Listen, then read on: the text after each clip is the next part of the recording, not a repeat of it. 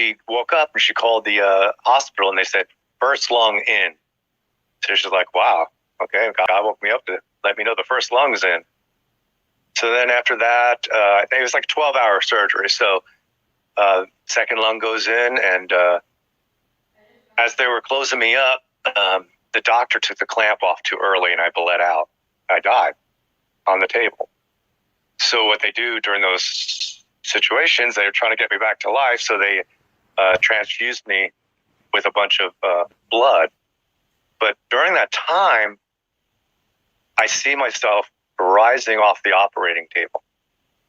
And I'm a jokester. So I just said to myself, well, at least I'm going up, because that's a good thing.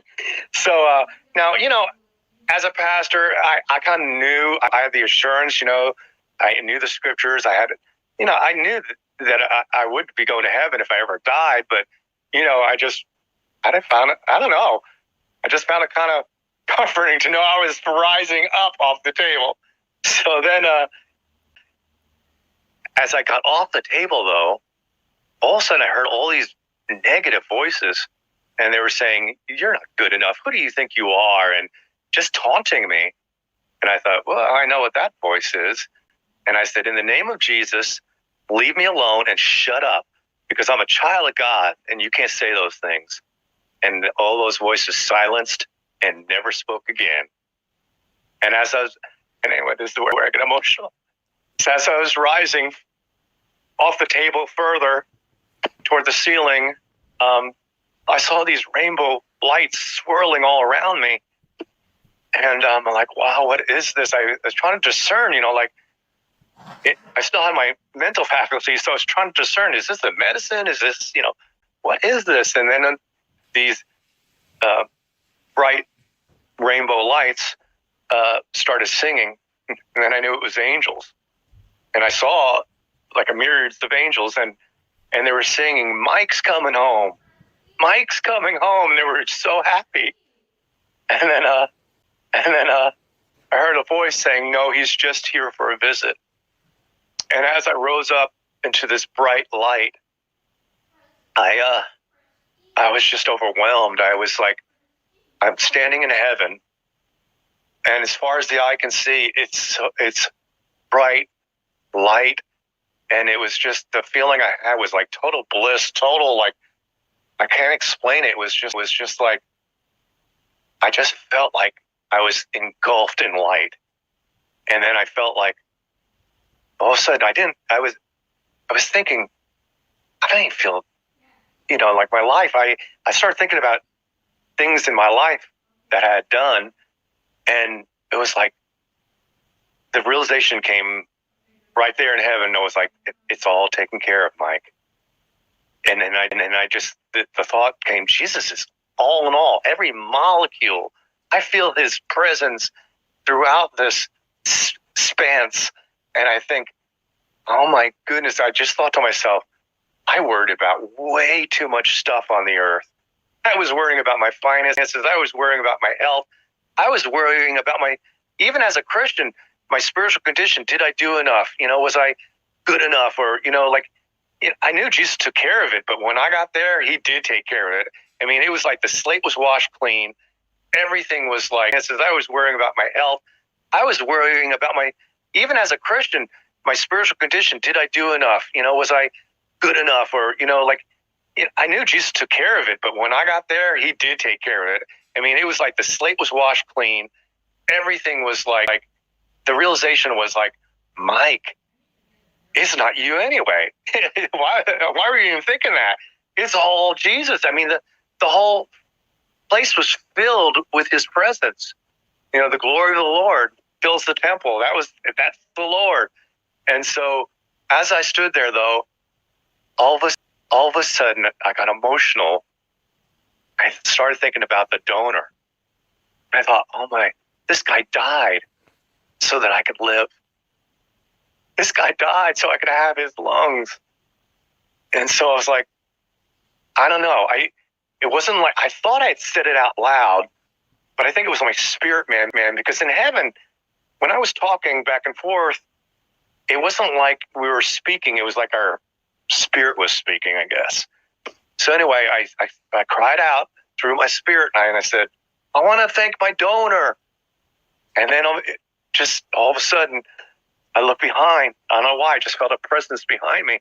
And I looked over my left shoulder, and then there was Jesus. And there was the donor. How do I know it was a donor?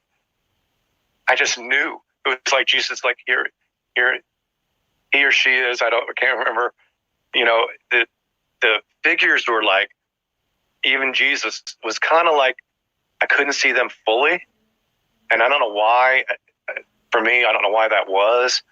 And, but anyway, the Lord came up to me and he put his hand on my left shoulder. And he said, Mike, these are your new lungs. He goes, just receive them. And I said, yes, Lord. And at that moment, when I said, yes, Lord, I started floating back down to the OR table. And I just had the feeling that I had to agree with him. I had to agree that I would take this person's organ into my life, into my body. And, you know, as a transplant patient, it's so, you know, strange to even think about having somebody else's organ in your body. So God gave me the comfort to know that he knows about it. He knew about it before I even got the transplant done. He knew all things. And so I felt like I came back. Well, I came back. Let me tell you what happened. I came back into my body, and then I didn't remember anything after that. But I was in a coma for 10 days. So my wife was at home, and they discovered mold in the house. Well, that would do me in as a transplant patient. So that she had to take care of all those, got the bathroom and do everything to get it ready for me. So during those first few days, though, my wife was sitting and talking with her sister Kay, and she just all of a sudden said, Kay, I don't know how do I know this. She says, but Mike's in heaven right now, thanking his donor. She goes, I don't even know how I know that. She goes, I just know it like it's something I just know deep inside. So her sister said, well, we'll see when he gets out of the coma. So what happened was, first of all, one of our friends, Jonathan, called my wife during the transplant, and or several days later, I can't remember the scenario, but anyway, he called and told my wife, I was in my bedroom, and he lived like 45 minutes away from our house. He goes, I was in my bedroom. I got woken up by an audible voice of God in my room. And the voice said, Mike is with me. He goes, I was so startled, and I didn't want to call you because I didn't want to, let you know that he's dead.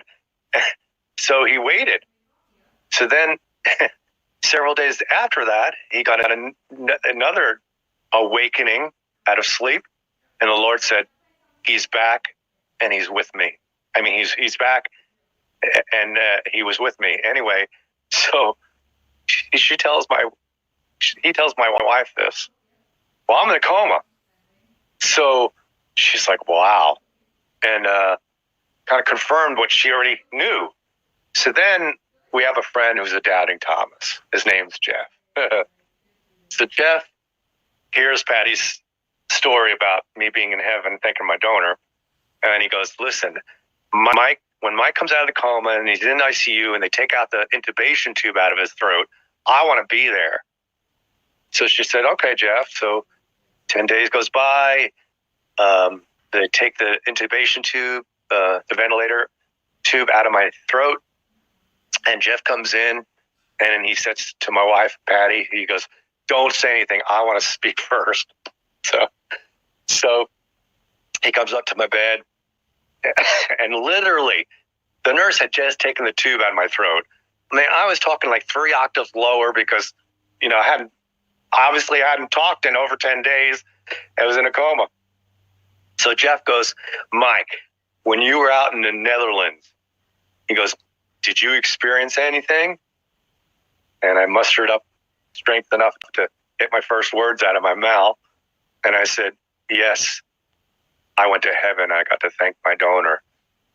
When I said that, my wife's eyes were like just overwhelmed.